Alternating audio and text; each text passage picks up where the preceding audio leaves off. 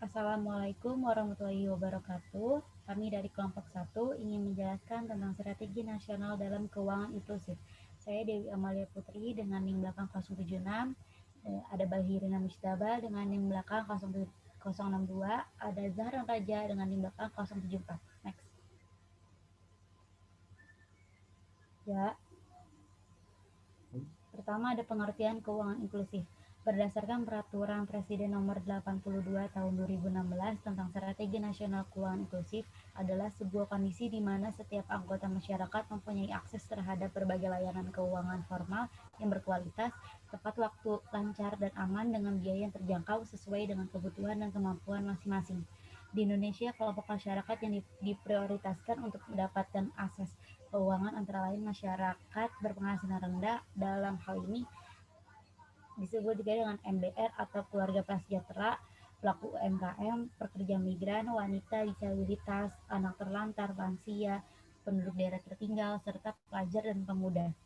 Next. Next, Ja.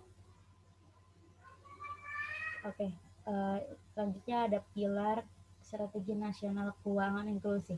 Yang pertama itu di pilar yang pertama itu ada pendidikan keuangan, yaitu strategi kebijakan yang ditujukan untuk meningkatkan kapabilitas pengelolaan keuangan yang dimulai dari pemahaman dan kesadaran masyarakat terhadap produk dan jasa keuangan.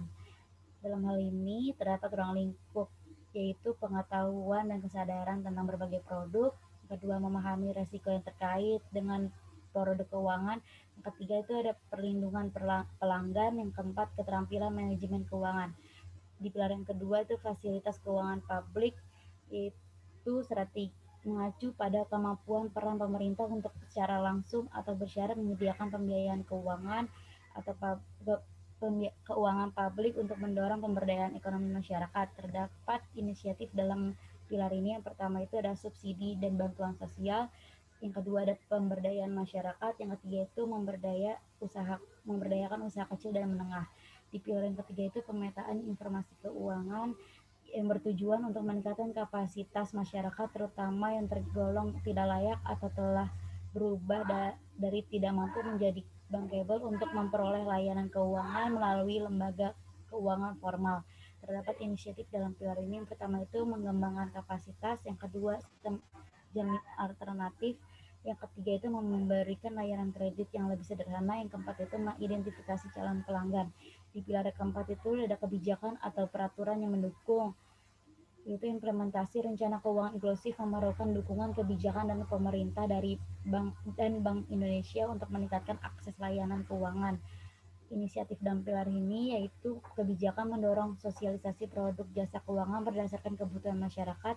Yang kedua, siapkan produk plan sesuai dengan kebutuhan masyarakat. Yang ketiga itu mendorong perubahan. Yang keempat itu merumuskan peraturan tentang mekanisme pembinaan dana bantuan melalui bank. Yang kelima itu memperkuat landasan hukum. Yang terakhir itu ada menyusun penelitian.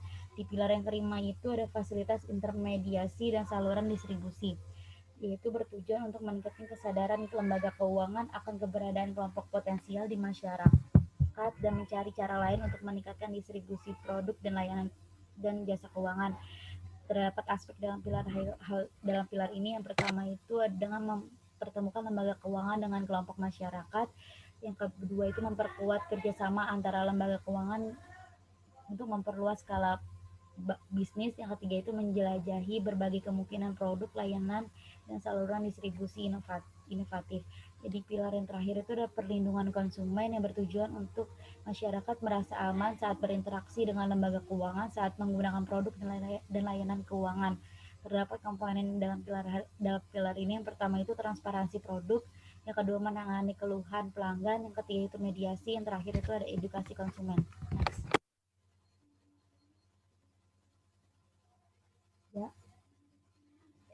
Ya, selanjutnya ada parameter di mana inklusi keuangan dapat diukur. Yang pertama itu ada akses, yaitu mengacu pada pasokan dan ketersediaan produk dan layanan keuangan. Yang kedua itu ada penggunaan, yaitu pemanfaatan berbagai produk dan layanan oleh rumah tangga dan bisnis. Yang ketiga ada kualitas, yaitu berkaitan dengan pengalaman konsumen dan persepsi relevansi suatu produk atau layanan. Yang terakhir dari kesejahteraan, memberikan jaminan terhadap masyarakat untuk meningkatkan kesejahteraan. Selanjutnya akan dilanjutkan oleh Zahran Tajo. Selanjutnya ada perbedaan strategi nasional keuangan inklusi yang lama dengan yang baru. Presiden Joko Widodo meluncurkan Peraturan Presiden 114 tahun 2020 tentang Strategi Nasional Keuangan Inklusif atau SNKI yang menggantikan Peraturan Presiden 82 tahun 2016. Peraturan Presiden ini sama-sama meningkatkan akses layanan keuangan dan kesejahteraan masyarakat Indonesia. Sebagai sasarannya yaitu dengan perempuan, migran, pelajar dan anak muda, serta kelompok masyarakat pemerlu pelayanan kesejahteraan sosial atau PPKS. Peraturan Presiden 82 tahun 2016 tujuan akhirnya yaitu terbukanya akses layanan keuangan formal ke 75 orang dewasa di 2019. Target ini terwujud berdasarkan survei nasional literasi dan inklusi keuangannya di OJK di tahun 2019. Tujuan Peraturan Presiden 114 tahun 2020 yaitu yang pertama, menciptakan sistem keuangan yang inklusif untuk mendukung sistem keuangan yang dalam dan stabil. Yang kedua, mendukung pertumbuhan ekonomi. Yang ketiga, mempercepat penanggulangan kemiskinan. Yang keempat, mengurangi kesenjangan antar individu dan antar daerah untuk menciptakan kesejahteraan masyarakat Indonesia. Alasan pentingnya sistem stabilitas keuangan dalam sistem perekonomian. Yang pertama, sistem keuangan yang stabil akan dapat membentuk pasar yang sehat, terkontrol, dan alokasi dari berbagai sumber daya yang ada dapat dikondisikan secara optimal. Yang kedua, sistem keuangan yang stabil akan memiliki dampak langsung pada kesehatan dunia perbankan. Dengan sistem keuangan yang stabil, dunia perbankan dapat menjalankan fungsinya sebagai penghimpun dan penyalur dana masyarakat secara maksimal. Tentu hal ini juga akan mempengaruhi sektor real. Yang ketiga, dengan stabilnya sistem keuangan tentu akan mempengaruhi perputaran jumlah uang yang beredar di masyarakat. Hal ini karena sistem keuangan berjalan dengan baik sehingga inflasi pun dapat dikendalikan. Yang keempat, biaya dari instabilitas sistem keuangan dapat ditekan karena pengaruh dari instabilitas tersebut menyerang langsung sektor keuangan yang mempunyai biaya restrukturisasi yang tidak murah seperti sektor perbankan. Yang kelima, stabilitas sistem keuangan mempunyai pengaruh yang cukup besar terhadap terjadinya krisis moneter, sehingga diperlukan upaya yang maksimal dalam menjaga stabilitas sistem keuangan. Pengertian stabilitas sistem keuangan atau SSK. Bank Indonesia mendefinisikan stabilitas sistem keuangan sebagai kondisi di mana mekanisme ekonomi dalam penetapan harga, alokasi dana, dan pengelolaan risiko berfungsi secara baik dan mendukung pertumbuhan ekonomi. Sistem keuangan dapat diartikan sebagai kumpulan institusi, pasar, ketentuan perundangan, peraturan-peraturan, dan teknik-teknik di mana surat berharga diperdagangkan, tingkat bunga ditetapkan, dan jasa-jasa keuangan dihasilkan serta ditawarkan ke seluruh bagian dunia.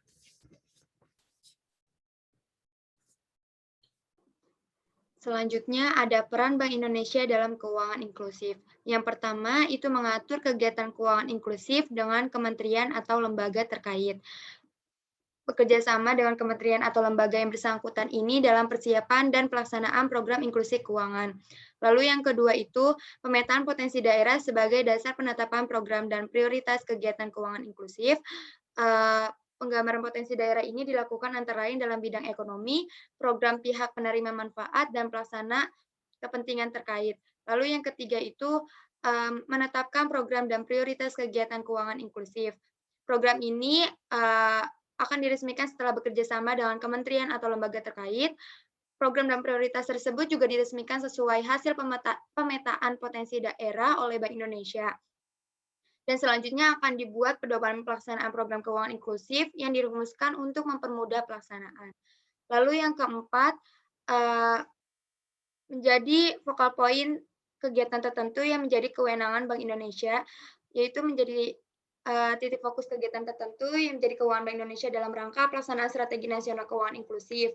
Bank Indonesia ini titik fokus pada edukasi, perlindungan konsumen, pengaturan, dan pengawasan di bidang sistem pembayaran, pendidikan perencanaan keuangan, penyusunan dan pemetaan sistem informasi keuangan inklusif, dan akses keuangan UKM pengembangan.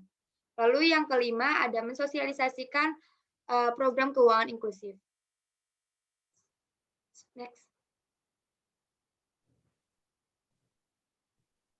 Selanjutnya ada implementasi keuangan inklusif di Indonesia. Implementasi keuangan inklusif di Indonesia ini sudah dilakukan dalam berbagai bentuk seperti pemberian kredit usaha rakyat atau KUR dan pengembangan Baitul Mal Al Tanwil atau BMT. KUR adalah skema kredit usaha khusus bagi UMKM dan koperasi yang telah memenuhi standar kelayakan usahanya, tetapi belum memiliki aturan sesuai dengan persyaratan yang telah ditetapkan oleh perbankan. Dalam melaksanakan program KUR ini, pemerintah berusaha untuk meningkatkan akses UMKM kepada kredit usaha dari perbankan dengan cara meningkatkan kinerja perusahaan penjamin. Lalu, perbankan syariah juga diharapkan mampu untuk terlibat dalam skema pemberian pembiayaan kepada UMKM melalui berbagai produk-produknya sesuai akad dan masuk secara langsung ke sektor real. Next.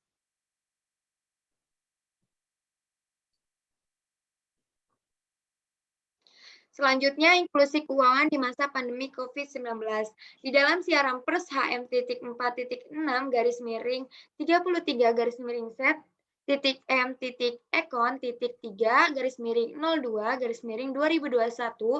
mengenai inklusi keuangan tetap positif dan terus diakselerasi di masa pandemi COVID-19. Inklusi keuangan ini memegang peranan penting dalam meningkatkan kesejahteraan rakyat. Sehubungan dengan pentingnya peranan inklusi keuangan, khususnya lagi pada masa pandemi COVID-19 ini, Dewan Nasional Keuangan Inklusif mengadakan rapat koordinasi memutuskan untuk meningkatkan akselerasi implementasi inklusi keuangan untuk mempercepat pemulihan ekonomi nasional. Akselerasi inklusi keuangan tersebut dilakukan melalui 2 strategi utama, yaitu yang pertama mempercepat penyaluran kredit, baik dari usaha mikro hingga usaha besar. Kedua, meningkatkan layanan keuangan berbasis digital seperti QRIS dan mobile banking. Nah, kedua program tersebut ini selain dapat mencegah penularan COVID-19 juga sekaligus meningkatkan aktivitas ekonomi.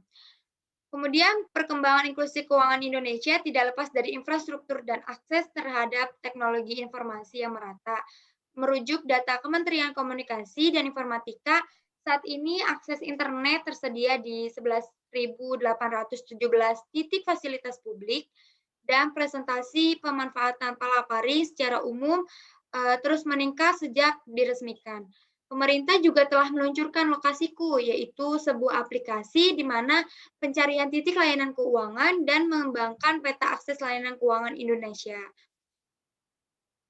Sekian dari kelompok kami, kurang lebihnya mohon maaf. Wassalamualaikum warahmatullahi wabarakatuh.